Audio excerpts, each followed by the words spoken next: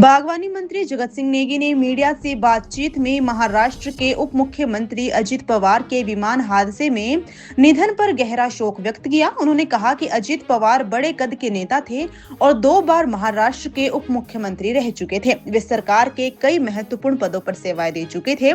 उनका इस हादसे में असमय जाना न केवल महाराष्ट्र बल्कि पूरे देश के लिए पुण्य क्षति है। नेगी ने इस हादसे में उप मुख्यमंत्री सहित 5 लोगों की मौत पर शोक संतप्त परिवारों के प्रति गहरी संवेदनाएं व्यक्त की और कहा कि इस मामले की उच्च स्तरीय जांच होनी चाहिए ताकि हादसे के कारणों का स्पष्ट पता चल सके। इसके साथ ही उन्होंने यूजीसी में हाल में हुए संशोधनों पर भी प्रतिक्रिया दी। नेगी ने कहा कि केंद्र सरकार ने ये संशोधन सर्वोच्च न्यायालय के आदेश के चलते मजबूरी में किए हैं। उनका आरोप था कि केंद्र सरकार हमेशा अल्पसंख्यकों के खिलाफ रही है।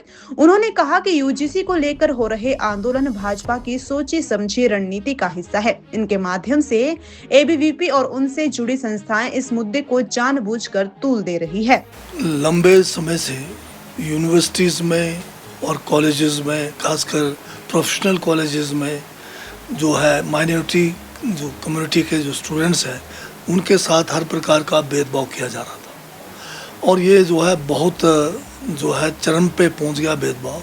यहाँ तक कि बहुत सारे स्टूडेंट्स को अपने जान से हाथ भी धोना पड़ा और उसको लेकर समय समय पे जो है कोर्ट्स में भी जाते रहे। और अभी जो संशोधन हुआ है, कोई ये बीजेपी वालों ने अपनी तरफ से जो है हमें माइनॉरिटीज़ को कोई सौगात नहीं दिया है। ये जो है सुप्रीम कोर्ट के निर्देश पर इनको ये जो है यूनिवर्सिटीज़ के अंदर माइनॉरिटीज़ के लिए एक सेफ गार्ड का प्रोविज़न करने के लिए दिया है। इसमें जो है ये भी जो अगर एक मुझे लग रहा है अगर कोई आजकल आंदोलन हो रहा है तो ये बीजेपी का स्पॉन्सर्ड एक आंदोलन हो रहा है माइनॉरिटी के खिलाफ, क्योंकि इनको मजबूरी में ये जो है सुप्रीम कोर्ट के निर्देश पर ये जो है कानून बनाने पड़े। अब आप देखिए, देश कहने के लिए तो भारत जो है कश्मीर से कन्याकुमारी तक एक अखंड भारत की बात करते हैं। अगर आप इसको अगर प्रैक्टिकल रूप से देखें तो शक्ल और चेहरे को देखकर आज लोगों के ऊपर अटैक किए जा रहे हैं। नॉर्थ ईस्ट के हमारे जो स्टूडेंट्स हैं, चाहे वो दिल्ली के अंदर हो चाहे वो किसी अन्य प्रदेश में हो, अभी आपने देखा होगा उनके साथ किस किस्म का व्यवहार किया गया है। अगर इस किस्म का बर्ताव भारतीय जनता पार्टी की संकीर्ण सोच के कारण होगा माइनॉरिटीज़ के खिलाफ, तो इस देश की एकता और अखंडता के लिए बहुत बड़ा जो है आने वाले समय में जो है इसके लिए एक चुनौती हो सकती है।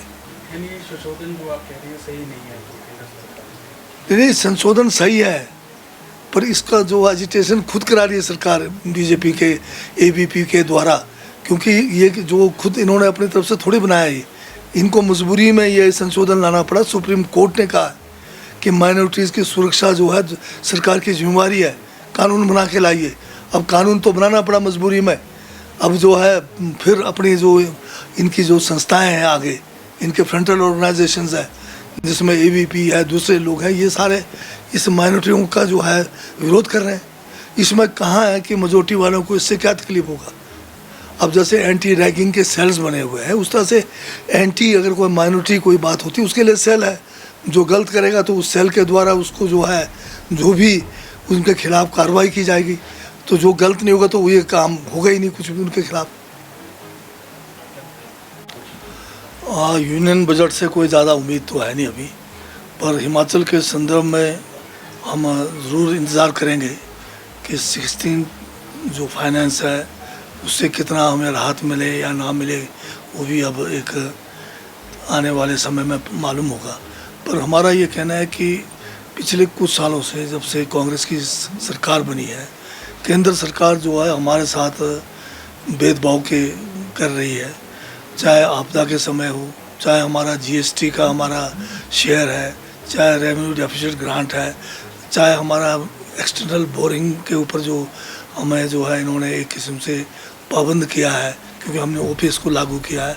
तो ये सब बातें जो है हिमाचल को जो है चिंतित कर रहे हैं और हम अभी उम्मीद करते हैं कि अब तो कम से कम कुछ इंसाफ छोटे राज्य खासकर हिमाचल जैसे से हो, जिसमें लगातार 23 और 25 में बहुत बड़ी जो है प्राकृतिक आपदा हुई है और जो केंद्र की तरफ से जो हमें जो है एक उदारपूर्ण रवैया अपनाना चाहिए और हमें जो है जो एक छोटे प्रदेश को जिस तरह से बजट की जो है एक आपूर्ति करनी चाहिए केंद्र को, वो करे।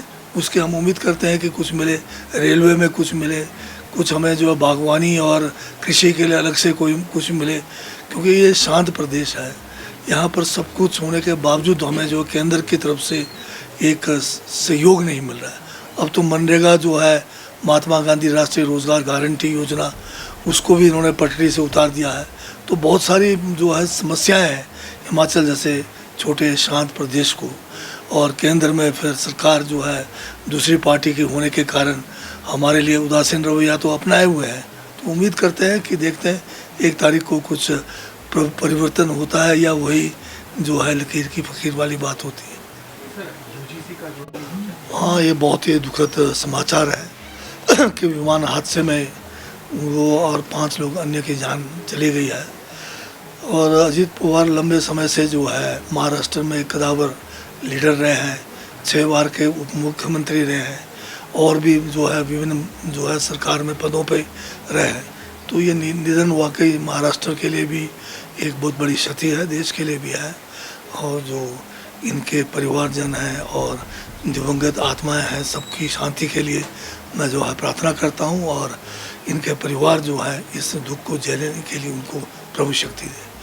और जहां तक विमान दुर्घटना है, इसकी जो है एक उच्च स्तरीय जांच करने की भी आवश्यकता है कि पता तो लगे कि इस किस्म की दुर्घटना में क्या कारण रहे।